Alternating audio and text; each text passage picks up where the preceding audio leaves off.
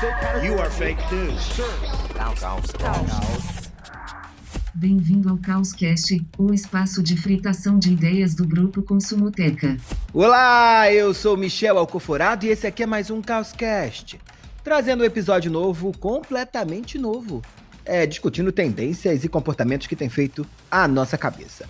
Nós continuamos gravando esse podcast diretamente das nossas casas, porque a pandemia nos impõe. Novas regras de etiqueta chegaram, nós estamos obedecendo, né? O pessoal está aqui cumprindo tudo que tem que ser cumprido. Nunca é demais dizer que você precisa se prevenir, deixa o barzinho de lado, faz uma aglomeração virtual, porque você já viu que funciona. Falta pouco para você voltar pro vucu-vucu, pro leco-leco, pro teco-teco e pro tudo mais que você quiser. É só aparecer a tal da vacina aí. Diz que o chinês, o russo tá treinando, tá testando lá, vocês já ouviram? Você tá otimista, Michel? Assim? Acho que falta pouco, né? Eu não acho, não. Os russos, a Sputnik já chegou lá, o Putin tá mandando ver. Não acho não. Acho que até chegar aqui, até passar por todo mundo, parece que o Bolsonaro tá alargando o fim da fila da vacina. Tomem só cloroquina, não precisam tomar o outro, porque esse já é um remédio milagroso. Nós vamos começar aqui as apresentações com aqueles que estão mais longe, né? Porque apesar da distância, agora não ser mais um impeditivo para nada, porque todos estamos longe um dos outros, Marina Roale, como habita na mansão Itaipu, desde sempre está longe e continuará longe. Não importa a qualidade da conexão e nem importa também a distância. Marina, o que você acha que a tecnologia faz por você, faz pela sua vida, que você jamais esquecerá? Toda vez que você ouvir, seu coraçãozinho vai bater. Eu só queria, antes de tudo, dizer que hoje, nesse mundo desmaterializado, como o senhor mesmo fala, o conceito de distância é relativo, né, gente? Porque eu posso estar mais perto de quem está nos ouvindo, né? Não sabemos. Fica a reflexão. Teórica, né? Filósofa. Professora Cortella. Fica a reflexão. Mas a tecnologia, eu acho que ela é a dor e a delícia da minha vida, né? Porque ela me permite ter todo esse meu lifestyle à distância, mas ela me causa muita dor de cabeça. Quem acompanhou nossas lives aí no auge da pandemia, viu minha saga com a internet, e para eu ter uma internet melhor na minha casa, eu tive que quase que pedir, por favor, para a operadora vir até minha casa, porque internet, ter serviço de telecom é uma coisa meio louca. Mas seguimos aí com uma pessoa melhor. Mas você vem se esforçando e melhorou, hein? Nunca mais tivemos problema. Eu tenho fibra ótica agora, minha vida mudou. Ah, ela tem óculos? O que a fibra ótica tem de diferente das outras? Ela enxerga? O que é? Não entendo, nunca entendi isso. Passa debaixo da terra. Não está sujeito a intempéries. O cabeamento. E aí você consegue melhorar a sua velocidade de download e de upload, que para quem faz live, upload é mais importante. Tive que aprender isso na pandemia, que upload é tudo que sai de você e vai para a internet. Que a gente vai fazer live agora essa semana também, e a primeira coisa que eu fiz hoje quando eu acordei foi ficar andando pela casa com o aplicativo do Speed Test, que é o meu grande vício, pra eu ficar vendo onde é que é melhor. Eu acordei hoje já noiada com isso de live, já fiquei trocando as redes, testando aqui o Speed Test para garantir que o upload dessa vez vai. Tô botando fé, hein, gente? Acho que a live chega até o final. Que loucura, porque agora você, além de cuidar do cachorro, além de cuidar dos pássaros que saem na porrada com os gaviões, você ainda tem que ficar andando pela internet medindo. Se lembra que tinha antigamente, nos anos 90, no programa do Ratinho, aquela no Faustão também, aquele sensitivo que ia com uma varinhazinha sentindo os espíritos? É tipo isso? É tipo isso, só que o nome é aplicativo, no caso, né? A gente vai apertando, eu vou andando e vou testando para ver se o upload tá bom, porque eu botei aqui na sala onde eu trabalho uma só aqui para mim, né? Mas vamos ver. Gente, se dessa vez não rolar, eu desisto. Porque o Michel, você faz em Pissinguaba, você faz live, né? Faço live em Pissinguaba, mas eu preciso também com 4G. A internet daqui agora descobriu o upload, não deve ser bom o suficiente para isso. Mas, Marina, a tecnologia vem resolvendo os problemas de conexão da sua vida. Você agora pode ser ouvida em qualquer lugar deste país e deste planeta, mas você sabe muito bem que esse fato faz com que a gente tenha ali disponibilizado um monte de informação sobre a nossa vida. O povo que está ouvindo agora, a gente consegue descobrir em que momento eles desistem de ouvir a gente. A gente consegue perceber que tipos de episódios mais chamam a atenção ou menos chamam a atenção da nossa audiência. Fica ali a gente descobrindo, inclusive, se os caras baixaram, se eles se inscreveram, se eles estão compartilhando, se eles estão curtindo, o que eles estão falando sobre nós. Os dados, eles são meio que o lado negro desse jogo todo. Tu sai aí dando dado pra todo mundo? Tu não tem preocupação, não? O que eu já aceitei de cookie por aí para ler a matéria que eu queria ler, eu confesso que eu devo estar dando dado para todo mundo. Na hora ali da pressa, da comodidade, e vários aplicativos desses que a gente baixa, eu sei que eu tô dando dado. Em alguns momentos eu sou ainda consciente, consigo usar uma janela anônima, fugir de alguma coisa assim, mas eu acho que eu ainda tô nesse grupo de pessoas aí que tá distribuindo dado. Mas sabe o que você falou aí, que a gente consegue mapear a audiência? E eu tava checando isso essa semana, e aí tem um fato curioso sobre a nossa audiência, que eu descobri que nós temos ouvintes assíduos que gostam de ouvir Gilberto Gil, Caetano Veloso, Dua Lipa e Beyoncé. Tava lá no top 5, agora eu não lembro qual era o quinto, dos artistas mais ouvidos pelos nossos seguidores essa semana. O quinto eu tenho certeza que é Kevin ou Cris, né, Rebeca? Tomara, que eu tô torcendo pra isso. Então a gente consegue saber esse tipo de informação, né? Isso é bem, bem incrível. Tiago Faria, que também tá longe, mas tá perto por conta da conexão. Você curte um troca-troca também? Que eu digo pra ficar mais claro. Sempre curti, cara. Você se importa de dar informação? Você se importa de dar informação por dado? Cara, eu acho tão difícil responder essa pergunta, Michel, porque eu acho que a lógica desse jogo de fornecimento de dados não é clara, né? Não parece que a gente tenha um controle facultativo do que a gente está efetivamente disposto a fornecer, se a gente está conectado em rede, né? Acho que o que me parece é que os nossos dados são mais surrupiados do que fornecidos. Certamente eu já forneci muito mais dados do que eu concordaria em fornecer. E acho que é isso que a gente vai falar aqui hoje, né? Foge um pouco do nosso controle. Rebeca de Moraes, que tá perto, mas tá longe também, como todos nós, aquela que sabe tudo do amanhã. Diz pra gente, hein? Quanto custa teus dados? Estão te pagando? Michel, eu não sei. E acho que é aí que mora o problema. É um pouco do que o Thiago falou, né? A gente nem percebe em que momentos que a gente vira produto, né? Quer dizer, em que momentos que a gente está pagando, cedendo dados quando está na internet. Porque é isso, né? Você está na internet, você virou produto, né? E aí tem essa falta de clareza sobre isso, então fica muito difícil tangibilizar, entender quando que essas trocas que a gente faz o tempo todo com as empresas são justas ou não, né? E acho que é essa noção do que é liberar dados, que ainda é muito nebulosa para a gente, mas, por outro lado, a gente sabe que esses dados são importantes para as empresas porque eles querem informação, né? Tá a gente aqui do outro lado do balcão comemorando que a gente sabe que o nosso querido ouvinte ouve no Spotify, né? O cruzamento aí, essa mineração de material massivo, que é o que a gente chama de Big Data, acaba dizendo muito sobre como a gente interage online e sobre o que a gente consome. Essas informações são super ricas para as empresas, porque é assim que elas podem oferecer para a gente um produto cada vez mais personalizado e que agradam cada vez mais o nosso gosto, que a gente entra na Amazon e tá lá apenas tudo que a gente quer comprar naquele momento, né? Big Data é igual caviar, né? Eu nunca vi, nem comi, eu só ouço falar. Grande, Zeca Pagodinho, já disse tudo. Eu adoro o Zeca Pagodinho. Eu tô proibido de cantar aqui por Beatriz Quezada, que odeia a minha voz e minha dicção. Mas eu adoro aquela música, eu acho aquela música um abraço. Você sabe o que é caviar? Nunca vi nem um dia, eu só ouço falar.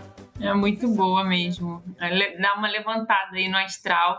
Mas acho que essa comparação é muito boa, porque eu não sei vocês, mas eu sinto que a gente começou a avançar nessa discussão aí do Big Data.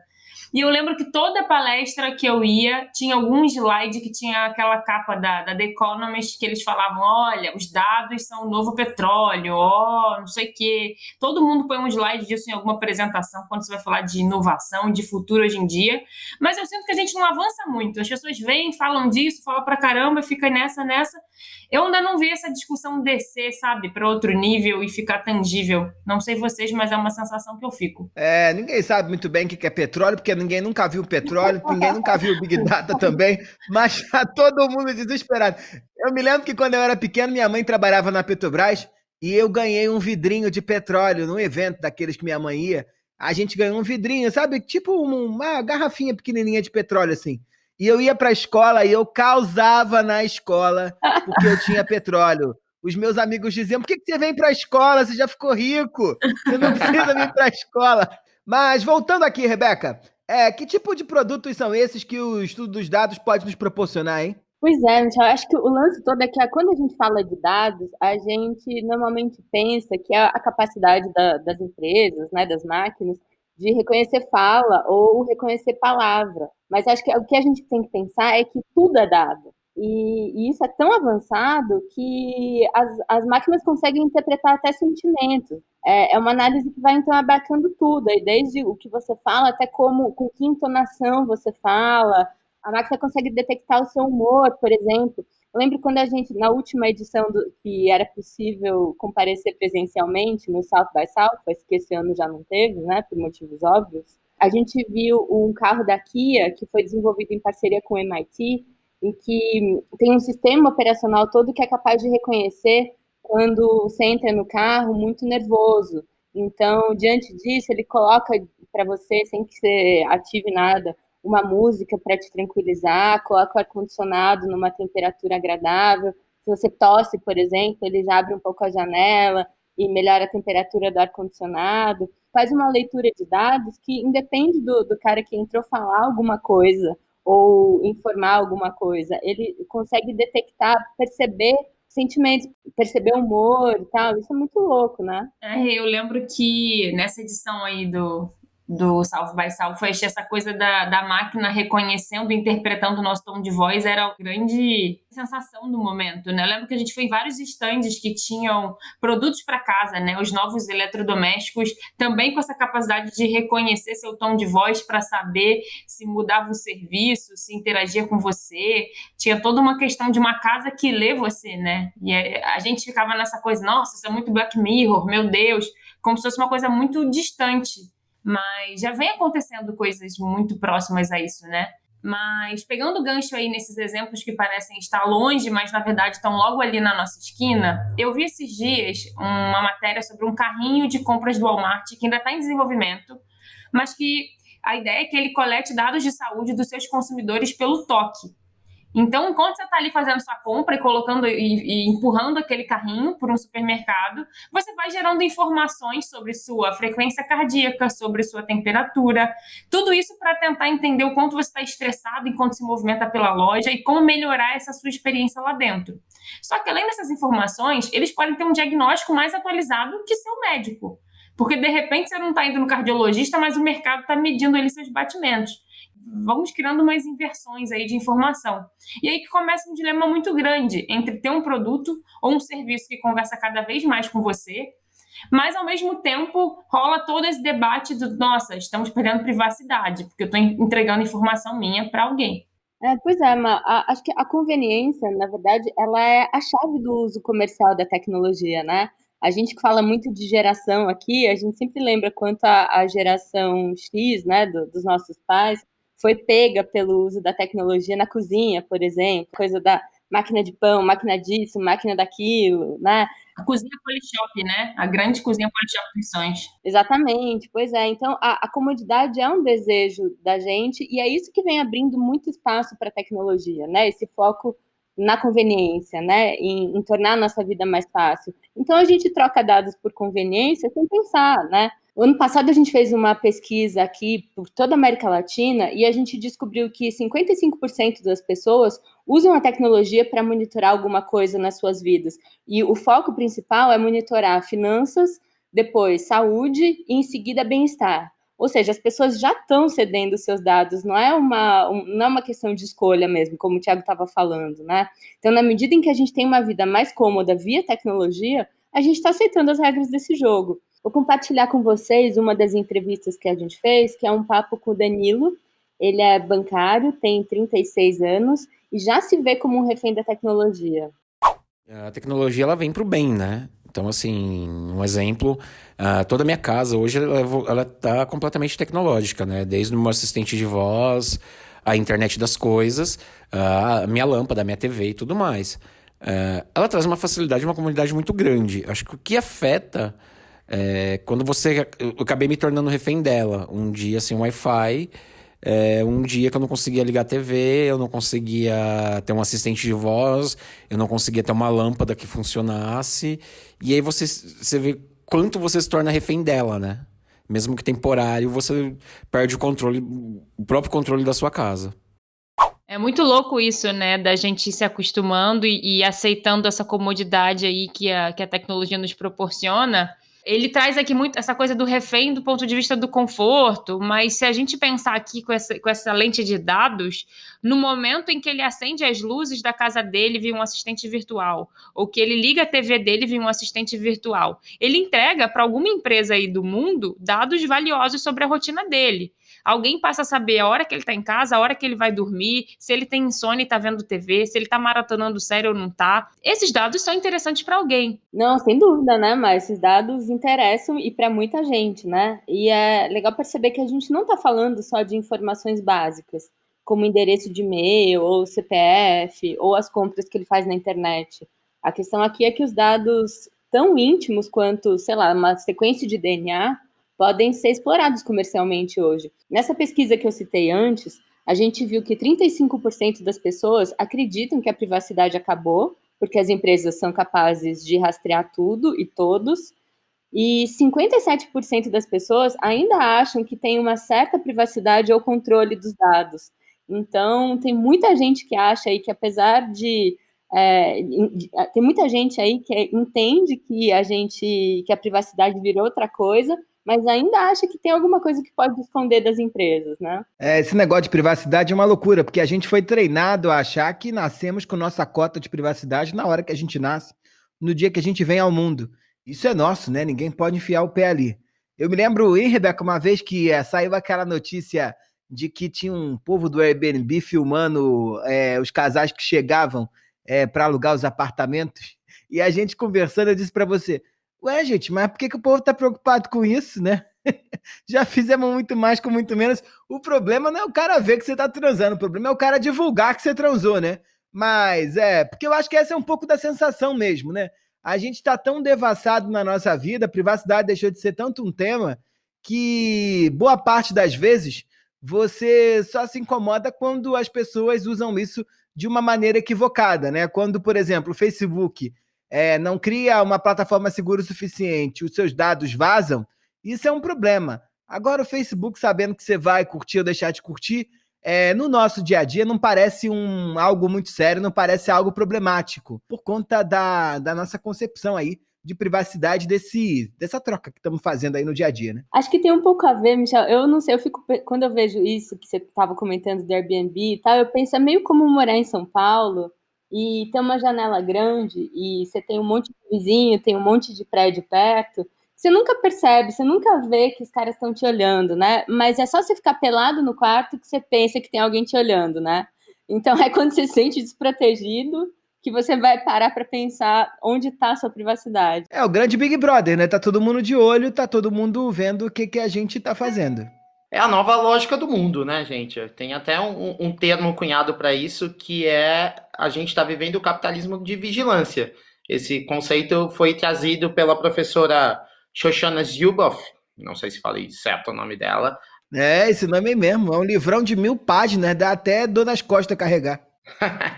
Ela é da Harvard Business School e ela lançou o livro A Era do Capitalismo de Vigilância, e ela diz sobre uma nova fase desse sistema, que a gente já conhece muito bem, mas que agora fica baseado na produção, extração, exploração, a exaustão de todos os nossos dados. O que ela diz, basicamente, é para a gente esquecer a história do século XX de acumular terra, capital, meio de produção. O que importa hoje, a grana e o business está cerceado na acumulação de dados. Esses dias, inclusive, eu estava vendo uma entrevista da Shoshana e ela dizia que o Big Brother do George Orwell deixa de ser externo e passa a ser muito mais invisível. Ele está intrínseco nas nossas relações, né? Segundo essa teoria, as gigantes, Big Techs, Google, Amazon, Alibaba, Facebook, querem conhecer a gente em detalhes, desvendar, decodificar nosso comportamento, porque são com essas informações que elas vão ser capazes de criar novos desejos de consumo e depois vender o que elas queiram para a gente a partir do mapeamento das nossas preferências. Isso tudo traz uma atenção que é algo como o que a gente compra é o que a gente quer, o que o algoritmo quer, ou isso é a mesma coisa, Então fica aí uma reflexão quase filosófica sobre o desejo. Ele é nosso ou ele está sendo produzido? Ninguém sabe se vai ser o primeiro, foi o ovo ou foi a galinha, se foi o desejo ou se foi a produção desse desejo na gente. Aí os nossos dados estão sendo usados e estão perdidos por aí sem endeira, nem beira, sem dono, sem nada. Não tem mais como a gente pensar em privacidade do mesmo jeito e pensar na nossa relação com a tecnologia da mesma forma também. Se tem coisa que ninguém está entendendo, mas a gente acha que entendeu, tá na hora de dar nome aos bois. Bois. Bois. Bois. Nome aos bois. Olha, antes da gente dar nome aos bois de hoje, é importante destacar aqui que ninguém aqui é tecnofóbico não, hein? A gente gosta de um vucu-vucu da internet, a gente gosta de um aplicativo, a gente adora baixar um troço na Apple Store, a gente gosta daquilo que é novo, sim.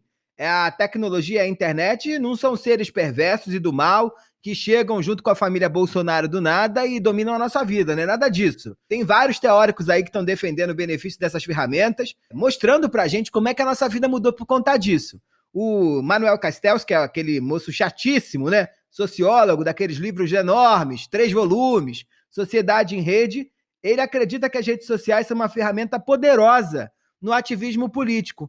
Inclusive o Manuel agora, numa tradição kotleriana e numa tradição baumaniana e numa tradição do Tio Han, ele agora pegou a mesma ideia lá de Sociedade da Informação e escreveu um livro só sobre a emergência de movimentos sociais completamente horizontalizados desde 2013 para cá. A Primavera Árabe, todas essas questões todas. E ele avisa que isso, de certa forma, tem um papel muito forte da internet. Tem também ali alguns pessimistas, como o pesquisador bielorrússio Evgeny Morozov. Eu tô achando ótimo que esse roteiro tá dando todas as dicas de livros. Eu não sei o que daremos, não joga na roda. Mas o autor já é claro, ele escreveu um clássico maravilhoso publicado pela Ubu. Ubu, aquela editora que já foi parte da Kozak Naif e lançou todos os livrinhos lá, muito bonitos e muito interessantes. Eles têm uma coleção sobre dilemas contemporâneos e o Evgeny Morozov tem um livro que é um chuchu, que se chama Big Tech, a ascensão dos dados e a morte da política, que já falei aqui numa outra Joga na Roda.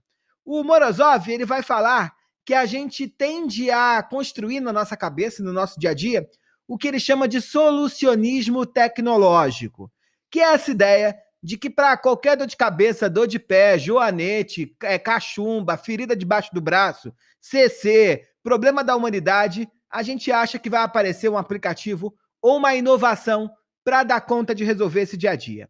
Ele critica ali de uma forma muito intensa esses usos dos dados pessoais por empresas privadas que acabam, de certa forma, ameaçando também a nossa dinâmica do dia a dia, até a democracia. Mas como nesse programa a gente gosta de trazer problemas para a mesa, a gente vai continuar um pouco mais com esse ladinho pessimista ali, né, Marina? Pois é, vocês viram que o nosso nome aos bois de hoje está intelectualizado, né? A gente tem que trazer aqui um pano de fundo teórico para a gente falar dele. E aí, dando continuação a essas ideias que você trouxe, e o que o Thiago trouxe falando aí sobre o capitalismo de vigilância e esse ceticismo com a atitude das empresas, com nossos dados e tudo mais, o termo que a gente vai ressaltar aqui hoje é a chamada Black Box Society. Bonito, né? Impactante. Que no bom português aí é a nossa sociedade caixa preta. Já é uma alusão bem interessante aí com o termo, porque a gente só tem consciência da caixa preta quando dá alguma merda, né? Quando algum acidente acontece, é aí que a gente vai saber o que rolou ali nos bastidores. Essa metáfora funciona bem aí pra gente pensar dessa maneira. Mas o que é isso? Esse é um conceito criado por um professor americano de direito que se chama Frank Pasquale. Ele é um desses estudiosos aí que está avançando os estudos nesses pontos sobre dados pessoais. E o que ele traz com esse termo é uma defesa para que empresas revelem os códigos dos seus algoritmos e compartilhem eles com a sociedade. Ele propõe aí, com esse termo, uma política de transparência total para que a sociedade possa entender e supervisionar esse processo para evitar esse uso indevido das informações tão poderosas, que é isso aí que a gente está falando até então, né? Quando você perguntou para mim, ou para o Thiago, ou para a Rebeca, se a gente cede dado, a gente falou aqui que a gente nem sabe quando a gente está cedendo esse dado ou não, né? A gente só tem a noção ali da ponta do iceberg. E aí a questão que ele traz aqui é, como eu vou fiscalizar uma coisa que não tem um funcionamento transparente, né? Como compreender aí um conjunto de códigos binários e funções matemáticas que podem se alterar constantemente de acordo com o interesse de uma empresa, se a gente nem tem acesso a isso? Então, é por isso que é importante a gente tangibilizar esse papo, tornar essa coisa de Big Data um papo para todo mundo e não deixar isso aí nas bolhas aí das altas cúpulas políticas. Isso é importante porque hoje os dados são extraídos de gente, muitas vezes, sem o nosso conhecimento e sem o nosso consentimento. E no final, a gente não faz ideia de para onde isso está indo, como isso está sendo usado. Então, o ponto é isso, é pensar nessa Black Box Society como uma bandeira aí para a gente começar a falar desse tema, não só discutindo a coisa da privacidade, mas tomando consciência do que é dado. Eu acho que a gente tem que quase repensar o que é privacidade e o que é dado. E aí lembrar isso que a Rebeca trouxe. Dado é tudo. É saber minha temperatura, saber meu humor, saber meu batimento cardíaco e saber o que podem fazer com o meu batimento cardíaco. Que eu acho que é aí que a gente está nebuloso e ainda não tem muita noção. Então, o nome aos bois de hoje, Marina, qual é? Black Box Society. E quando a gente fala em algoritmo, né, gente, as pessoas têm pouca noção ainda, acho, dessa black box. A gente ainda sente esse impacto de uma maneira meio cômoda e rasa, com alguns desses usos em recomendação de preferência, por exemplo. Os algoritmos entendem os nossos gostos de compras, de opinião política, e vão cada vez mais nas coisas que ele considera que a gente quer consumir. A gente teve aqui uma experiência recente no grupo, que foi um estudo junto a uma dessas grandes plataformas de streaming de música, em que os usuários narravam o quanto o algoritmo era o principal responsável por descobertas musicais, por exemplo. Mas acho que essa é só uma face inofensiva do algoritmo e benéfica, né? Ao mesmo tempo, essa plataforma pode entender com clareza, por exemplo, quais são as minhas inclinações políticas por meio dos podcasts que eu escuto. Se a gente pensar na disponibilização desse tipo de dado de uma maneira indiscriminada, em estados menos democráticos, por exemplo, isso pode se tornar algo bastante perigoso, né? Acho que recentemente, há alguns anos, a gente teve, por exemplo, conhecimento do vazamento de dados que expunham uma perseguição sistemática a uma minoria muçulmana na China, fazendo uso, inclusive, de monitoramento facial, para dar um exemplo mais trágico do que o uso dos dados pode trazer para fins mais escusos, né? Pois é, fico preocupada agora que quem ouve a gente pode estar em risco, hein? Pode estar preocupado. Já se imagina aí toda a vertente política de todas essas pessoas, além de saber que elas escutam Caetano, Gilberto Gil e Dua Lipa, né? Mas esse refinamento de gosto, ele acaba sendo esse primeiro contato que as pessoas têm com essa ideia, né? A primeira vez que você entende aí de forma tangível essa coisa do algoritmo na nossa vida. O meu pai, por exemplo, outro dia ele estava na Netflix vendo uma série, eu pedi para ele colocar, era na época da série da Anitta, eu pedi, coloca aí, ele ia sair da sala, coloca aí para mim que eu quero ver a série da Anitta, e aí ele deslogou, né, botou lá no login dele. E eu não entendi, eu falei, poxa, por que você tirou? Não, porque eu não vou sujar meus algoritmos com a Anitta.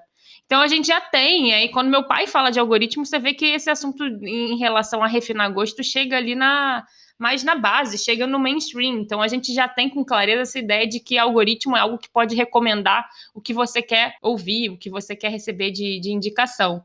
Mas tem algo aí muito estratégico, pensando aí nessa coisa da indicação para o lado do mercado. A gente que faz campo etnográfico aí o tempo todo, a gente fala muito isso aí em análise de pesquisa, o quanto que as pessoas mentem muitas vezes sem se dar conta, às vezes porque elas criaram uma versão sobre elas mesmas que elas querem acreditar. E aí tem um case muito legal, que é uma história da Netflix, de como é que a Netflix, eles compartilham isso em vários livros, tem um livro sobre gosto, talvez você goste, acho que esse é o nome do livro, que tem essa história bem detalhada. Não sei se vocês lembram aí a primeira experiência de vocês na plataforma, mas assim que você faz um cadastro lá, aparece um catálogo lá com um monte de filmes e séries para você ir avaliando e dizendo o que você gosta. Porque ali é a primeira experiência da plataforma e de entender ali teu gosto. E aí eles perceberam que tinha ali uma contradição entre aquilo que as pessoas falavam que elas gostavam e aquilo que de fato elas assistiam, porque quando você abre lá o seu cadastro, você coloca que você gosta de ver um filme iraniano, que você gosta do documentário, do filme com Globo de Ouro, você vai para uma imagem que você quer acreditar de você. Mas na prática, essas pessoas que estavam falando que gostavam do filme cult, estavam vendo blockbuster de super-herói, estava vendo o besterol americano, estava vendo outro tipo de conteúdo. Então tem um próprio descompasso aí. E aí o que o Big Data entrega é que ele sabe até quando a gente está mentindo sobre nós mesmos, né? O Big Data, ele sabe aquilo que você não conta. é isso, não é o que eu digo que eu gosto, mas ele tem ali, a Netflix sabe completamente o meu gosto, ela sabe o que eu vejo, como eu vejo e quantas horas seguidas eu vejo um conteúdo. Pois é, Mar, os nossos rastros digitais dizem muito sobre a gente, e talvez eles saibam mais sobre a gente do que nós próprios, né? Através das nossas contradições. E essas contradições são muito valiosas para o mercado, né? Pois enquanto a gente vê chuva de self-empoderamento nas redes sociais, a terceira pergunta mais feita no Google na categoria Como Fazer lá em 2019 foi como fazer as pessoas gostarem de mim. E a gente deixa muito mais rastro do que a gente pensa, né? Tomara que ele tenha dado uma resposta diferente de câncer e gravidez, né? Não deu, eu testei. Tem um dado que eu acho curioso que ilustra isso. Em 2017, uma jornalista francesa, a Judith Duportel, a autora do livro Algoritmo do Amor, requisitou do Tinder que fosse dado a ela toda a informação que ela cedeu, tudo que eles tinham sobre ela. Um direito que, em tese, as leis da União Europeia assistem. Só que foi uma batalha judicial e depois de quase um ano de hesitação, ela conseguiu que o Tinder fornecesse um relatório. E esse relatório tinha mais de 800 páginas. What? Com absolutamente tudo sobre ela. Seus gostos, suas curtidas no Facebook, os links das suas fotos no Instagram, as conversas privadas, o seu ranking de atratividade que a empresa empregava para balizar sugestões de parceiros compatíveis, entre aspas. Então, essas plataformas sabem muito mais da gente do que a gente sonha. No final das contas, essa tal de black box aí que o pessoal tá falando, e é o nosso tema de hoje aqui do Nome aos Bois, conhece a gente de um jeito que nem a mãe da gente, nem o contatinho, nem o analista, nem o amor da vida, nem a alma gêmea conhecem. E aí que mora o perigo, né? A internet tem vários mecanismos de busca que as redes sociais também se apropriam disso, né? E trazem para dentro do seu ecossistema, que estão cada vez mais parciais. Gosto sempre de lembrar do livro do L. Pariser, que se chama Filter Bubble, né? Que fala um pouco dessa tendência diferente que os aplicativos e mesmo os mecanismos de busca colocam para cada um de nós a partir do nosso histórico de buscas mesmo. E eles mostram para a gente que a gente gosta de ver o que a gente já está acostumado a ver, e eles vão se adaptando de certa forma para fortalecer uma visão única e muito quadradinha e muito fechadinha do mundo. Você pode não ter se dado conta, mas a última comprinha que você fez e o último match que você deu no Tinder foi filtrado por um algoritmo. Mas o mundo vai ficando cada vez mais separado em bolhas, geram consequências sociais aí muito sérias, porque cada um fica no seu quadrado, e nós temos uma massa de pessoas que não conseguem viver ou existir sem ser filtrado pelo drive desses algoritmos. Se a gente só conversa com a gente do mesmo tipo que a gente e do mesmo jeito que a gente vai ficando cada vez mais propenso a aceitar a fala de um outro que só pensa como a gente e só fala como a gente. Aí não dá para viver em sociedade. Pois é, acho que para a vida em sociedade isso vira um problema, né? Do ponto de vista da cidadania, né, Michel? Porque se o algoritmo privilegia esses encontros, ele privilegia também radicalismos. E vai expondo as pessoas a conteúdos que são cada vez mais extremistas, ou conteúdos mesmo específicos, né? Limitando a sua visão de mundo. E é um problema que a gente vê muito claramente, por exemplo, viu muito claramente na eleição americana em 2016, que colocou o Trump no poder, e também aqui no Brasil a gente sabe que a eleição do Bolsonaro teve rodeada de fake news e como essas fake news impulsionaram essa candidatura. E vale lembrar, né, Rê, que essa eleição americana que você citou foi palco de um dos maiores escândalos do Facebook nos últimos anos, né? Ilustra muito bem essa discussão de como os dados estão sendo usados à nossa revelia. Lá em 2016, a Cambridge Analytica, uma assessoria política que dirigiu a campanha digital do Trump, usou um aplicativo para coletar informações privadas de quase 90 milhões de usuários, sem que o Facebook soubesse. Então, além da gente não saber o que está sendo feito com os nossos dados, a gente também não tem certeza se eles estão seguros. Mas, como você disse, a gente não precisa ir tão longe para assistir os dados serem usados de forma deturpada e tendenciosa para fins eleitoreiros, não é? Pois é, e o que a gente mais vê por aí agora são as empresas de tecnologia tendo que correr para apagar aí um incêndio por mau uso de dados das pessoas, né? Teve aquele caso icônico do robô da Microsoft em 2016, não sei se vocês lembram, que a Microsoft criou uma inteligência artificial e colocou ela para conversar na internet.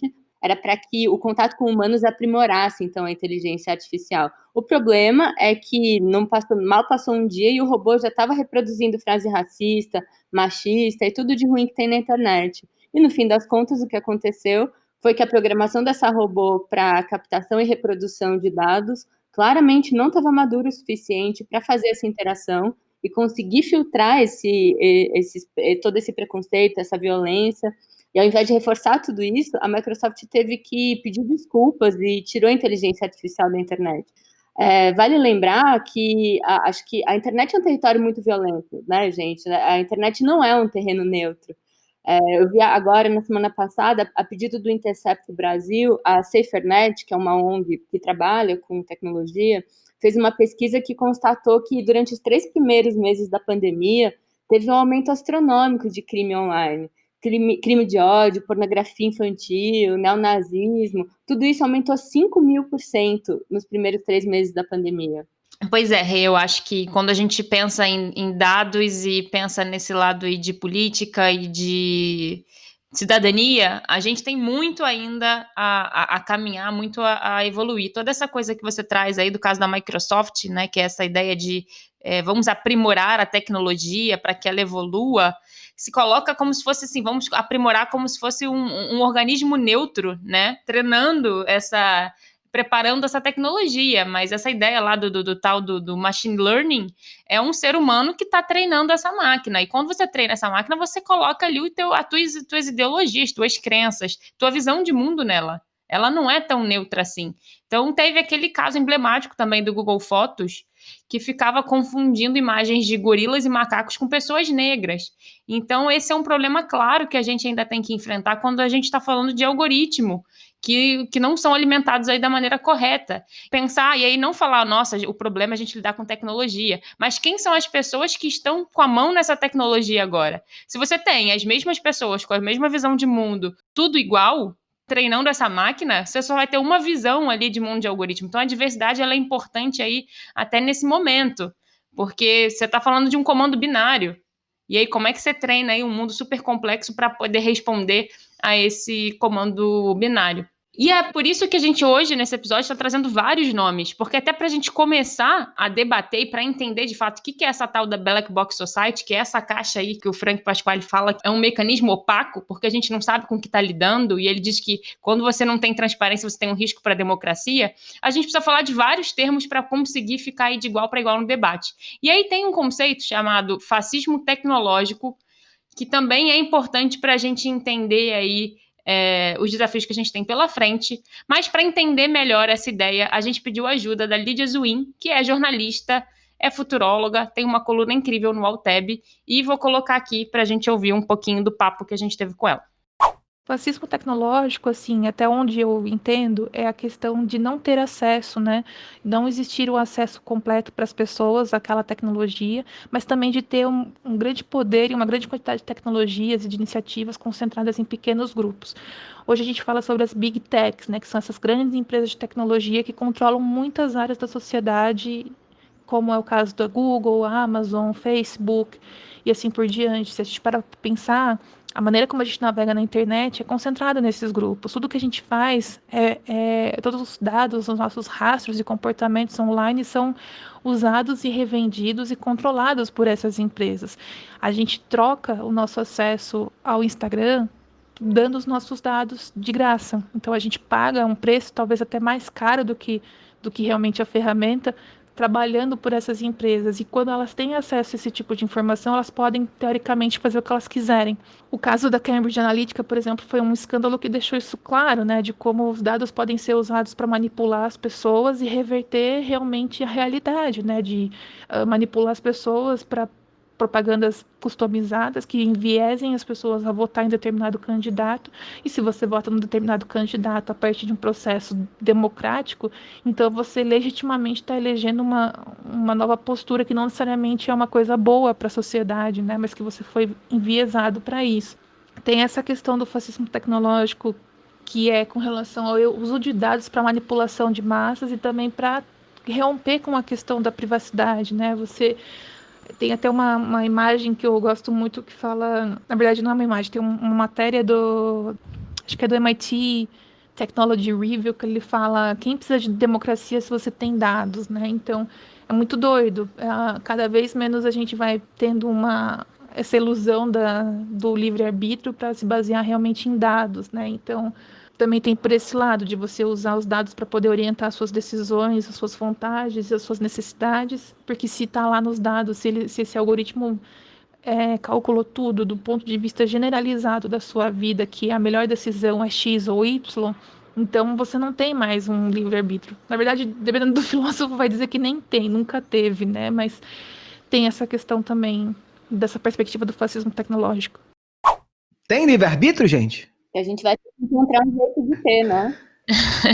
Como ela fala, é uma grande questão filosófica aí, né? Acho que dá pra gente fazer um episódio só sobre liberdade. A gente não pode deixar de agradecer aqui a participação da Lídia. Lídia é minha amiga lá de UALTEB, maravilhosa, sempre com ótimas reflexões sobre futurismo, a questão da morte, das humanidades no futuro. Não deixem de ler Lídia Azuim. Em tudo quanto é lugar que vale super a pena. Mas lembrando aqui, a gente tem várias legislações já ao redor do mundo que estão tentando regular esse negócio desses usos dos dados. Aqui no Brasil surgiu aí um negócio que Rebeca de Moraes já mega entende, que é a Lei Geral de Proteção de Dados, a LGPD. Inclusive, o fato de ter uma legislação em cada país, brecando um pouco a ação dessas gigantes globais, tem dado num fenômeno que os especialistas chamam de cyberbalkanization. Essa fragmentação da internet em várias internets menores, com leis específicas para cada região do planeta, é uma forma de brecar o avanço global dessas big techs.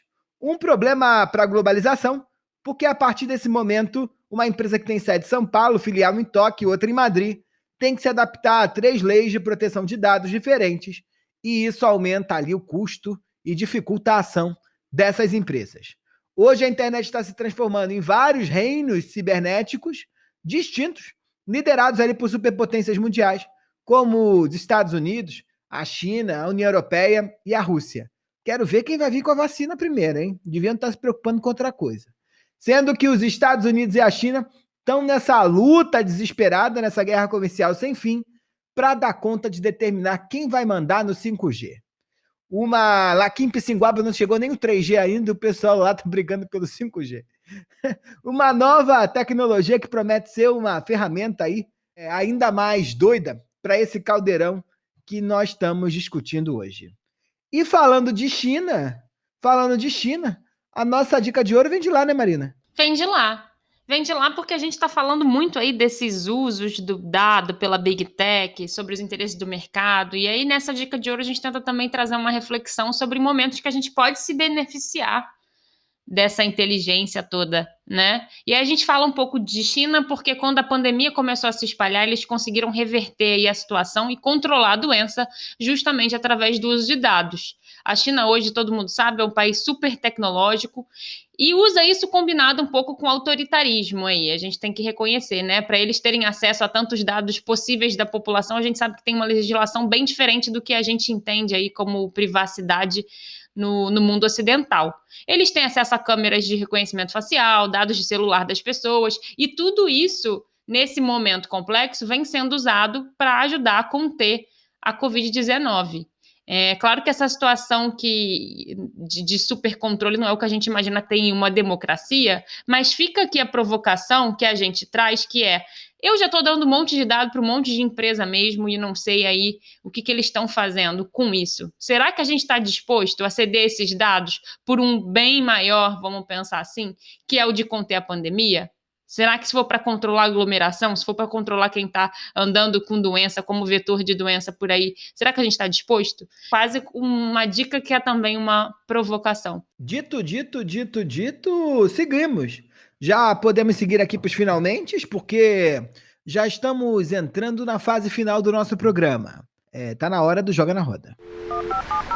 Joga na roda. Joga na roda. Joga na roda.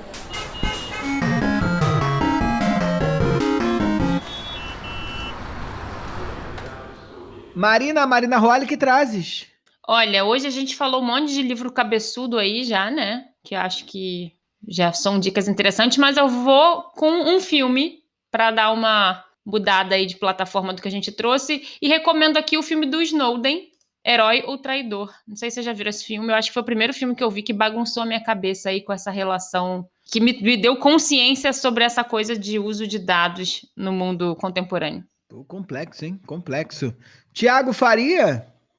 Michel, eu vou indicar uma série da Netflix que acho que dialoga muito com esses temas que a gente está tratando.